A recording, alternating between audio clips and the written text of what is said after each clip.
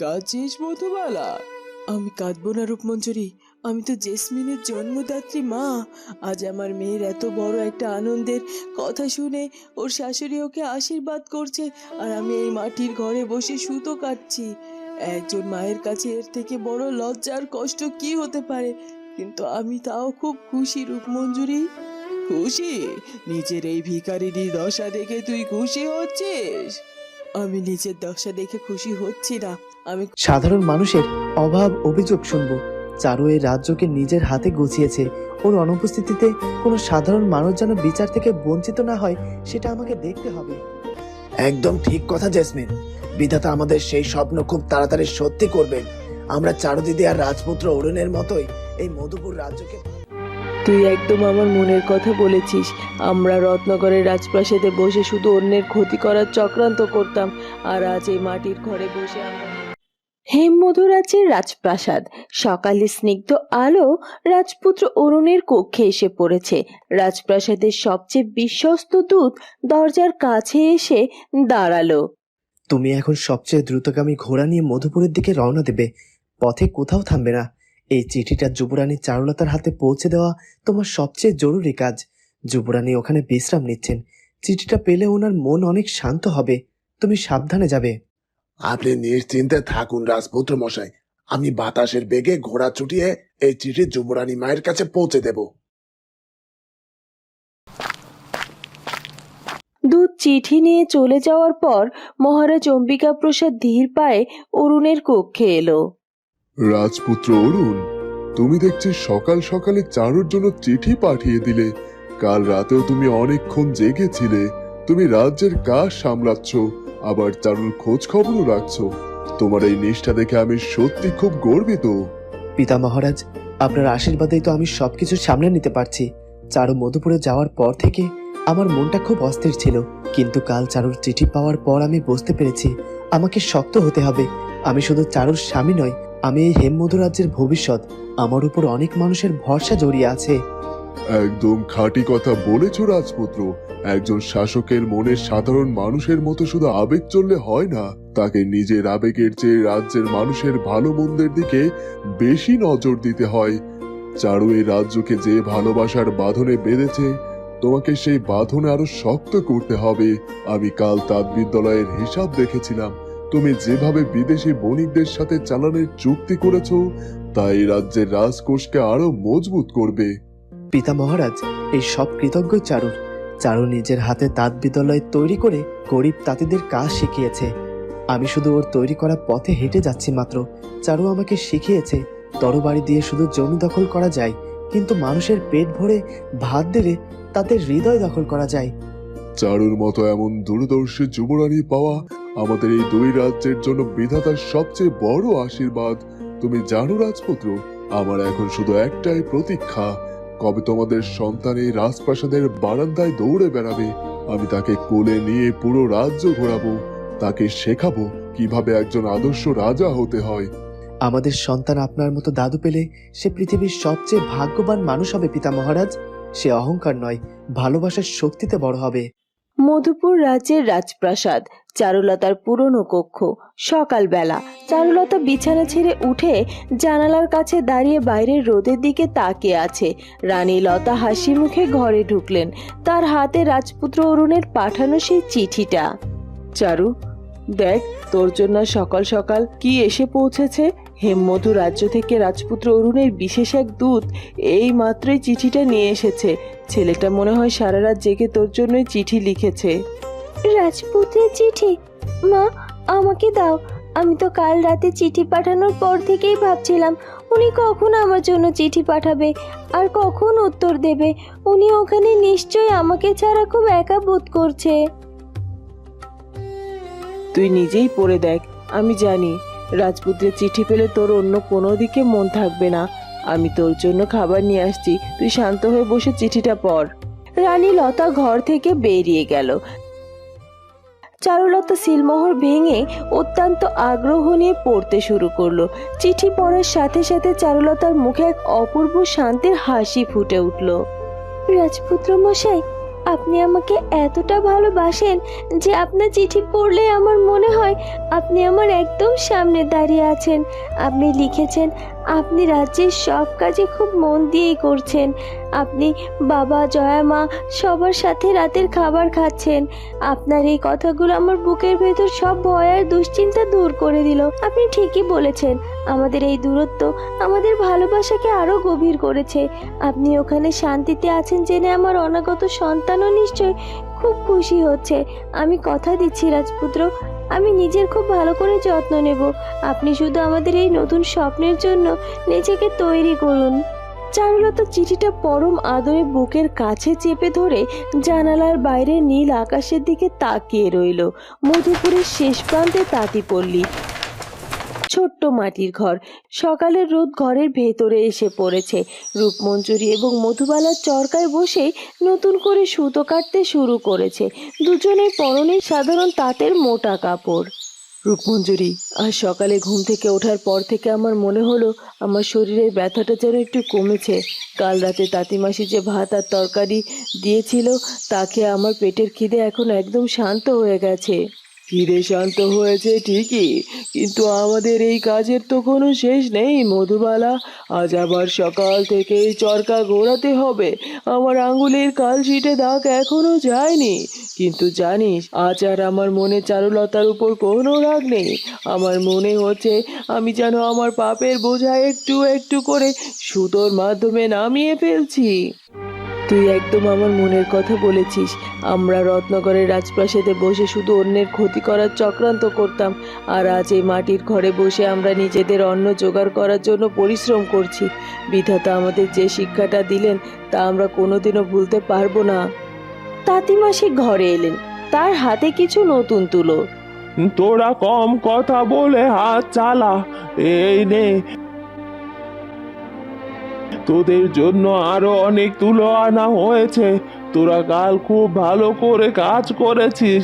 আমাদের যুবরানী চারুমার মন্ত্রী জেসমিন তোদের কাজের কোনো অসম্মান হতে দেবে না। তোরা যদি এভাবে প্রতিদিন সততার সাথে সুতো কাটতে পারিস তবে তোদের কোনোদিনও না খেয়ে থাকতে হবে না। মাসি, আপনি আমাদের কাজ দিয়েছেন, আমাদের ভিখারির দশা থেকে উদ্ধার করেছেন। আমরা কথা দিচ্ছি আমরা কখনো কোনোদিনও কাজে ফাঁকি দেব না। আপনি আমাদের সুতো বোনার নতুন নিয়মগুলো একটু শিখিয়ে দিন, আমরা সারাদিন বসে বসে কাজ করব। হ্যাঁ মাসি, আমরা আমাদের অতীতে সব অহংকার ওই গহীন জঙ্গলে ফেলে এসেছি। এখন শুধু এই তাঁত আর সুতোই আমাদের জীবন। আপনি আমাদের কাজ বুঝিয়ে দিন। তাঁতিমাসি তাদের কাজ বুঝিয়ে দিয়ে চলে গেল। রূপমঞ্জুরি এবং মধুবালা এক নতুন জীবনের বাস্তবতাকে মেনে নিয়ে মাথা নিচু করে সুতো কাটতে লাগলো। হেমমধু রাজ্যের রাজপ্রাসাদ, যোগু মোড়লের কক্ষ। তুমি কি করে বুঝবে গো? তুমি তো পুরুষ মানুষ।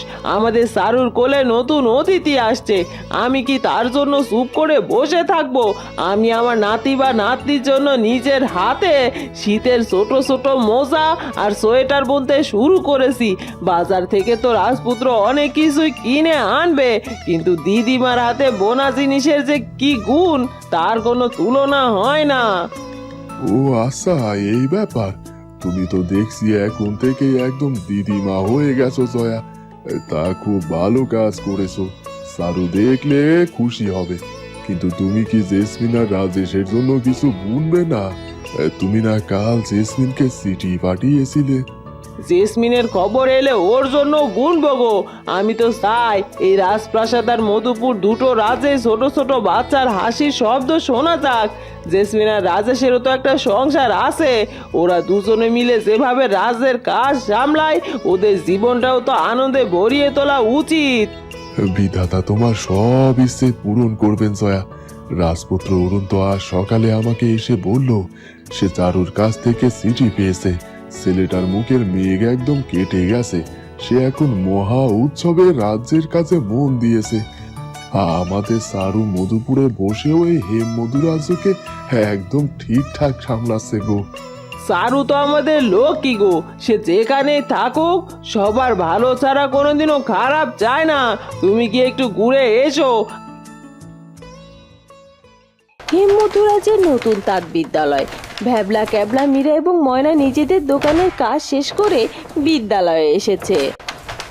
কিরে কাবলা, তুই যে বলেছিলি পাতা দিয়ে খেলনা বানাবি, তার আর কত দূর রে? দিদি তো কদিন পরেই চলে আসবে। আরে আমি তো অনেকগুলো শাল পাতা জোগাড় করে রেখেছি। আমি এমন একটা সুন্দর পাতার বাঁশি বানাবো যে দিদির বাচ্চা সেই বাঁশি বাজিয়ে পুরো রাজপ্রাসাদ মাতিয়ে রাখবে। তুই তোর ক্ষীরের সন্দেশের কথা ভাব ভ্যাবলা। তোমরা দুজন শুধু খাওয়ার খেলার কথাই ভাবো। আমি আর ময়না ঠিক করেছি আমরা তাঁত বিদ্যালয়ের সবচেয়ে নরম আর দামি সুতো দিয়ে দিদির অনাগত সন্তানের জন্য একটি সুন্দর কাঁথা সেলাই করব। সেই কাঁথার উপর সুন্দর করে পদ্ম ফুল আঁকবো, যাতে পদ্ম পরিমাণ আশীর্বাদ সবসময় বাচ্চার সাথেই থাকে। মীরা একদম ঠিকই বলেছে। দিদি আমাদের রাস্তা থেকে তুলে এনে রাজকীয় সম্মান দিয়েছে। আমরা আমাদের এই হাতের কাজ দিয়ে দিদিকে আমাদের ভালোবাসায় ভরিয়ে দেব। তোমরা যা বলেছো তা খুব ভালো কথা। আমরা সবাই মিলে দিদির জন্য উপহার তৈরি করবো। আর আমি কাল সকালে বিদেশি বণিকরা যখন আসবে, তখন তাদের সাথে একটা বড় হাঁড়িতে করে আমার সেরা মিষ্টি মধুপুরে পাঠিয়ে দেবো। সারে দিদি মধুপুরে বসে আমার হাতের মিষ্টি খাবে। হ্যাঁ, এটা খুব ভালো বুদ্ধি। আমি তেঁতুলের মিষ্টিও দিয়ে দেবো। দিদির শরীরটা এখন যেমন, তাতে টক মিষ্টি খেতে দিদির খুব ভালো লাগবে। মধুপুরের রাজপ্রাসাদের দরবার কক্ষের পাশে একটি সুন্দর ঘর। জেসমিন, কাল বাবা মা গ্রাম থেকে এসে আমাদের যে আশীর্বাদ করে গেলেন তা আমাদের জীবনের সবচেয়ে বড় পাওয়া। জয়ামাও চিঠি লিখে আমাদের এই কথাই বলেছেন। এবার তো আমাদের সত্যি নিজেদের জীবনের দিকে একটু মন দেওয়া উচিত। রাজেশ বাবু, আমি কাল রাত থেকে শুধু এই কথাটাই ভাবছি।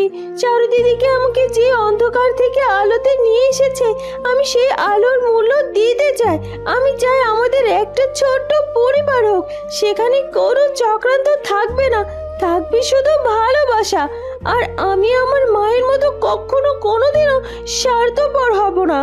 তুমি কখনো তোমার মায়ের মতো হতে পারো না জেসমিন। তোমার ভেতরে চারুদিদির আশীর্বাদ মিশে আছে। তুমি মন্ত্রী হিসেবে যেমন এই রাজ্যকে ভালোবাসো, তেমনি একজন মা হিসেবেও ঠিক ততটাই দায়িত্বশীল হবে। আপনি পাশে থাকলে আমি সব কিছু ঠিক মতো সামলে নিতে পারবো রাজেশ বাবু। রাজেশ বাবু, আমরা রাজ্যের কাজও করব, আবার আমাদের সংসারের দিকেও নজর দেব। চারু দিদির মতো আমাদেরও তো অধিকার আছে একটা সুন্দর স্বপ্ন দেখার। একদম ঠিক কথা জেসমিন। বিধাতা আমাদের সেই স্বপ্ন খুব তাড়াতাড়ি সত্যি করবেন। আমরা চারুদিদি আর রাজপুত্র অরুণের মতোই এই মধুপুর রাজ্যকে ভালোবাসার চাদরে মুড়িয়ে দেব। হেমমধু রাজ্যের পশুশালা। লালু জাবর কাটছে আর মাঝে মাঝে মাথা নাড়ছে। সোনা পাখি উড়ে এসে, লালু ভাই, আজ তোকে বড্ড শান্ত দেখাচ্ছে। রাজপুত্র অরুণকে আজ দেখেছিস? দেখেছি রে সোনা পাখি। রাজপুত্র আজ সকালে হাসি মুখে আমার সামনে দিয়ে হেঁটে গেলেন।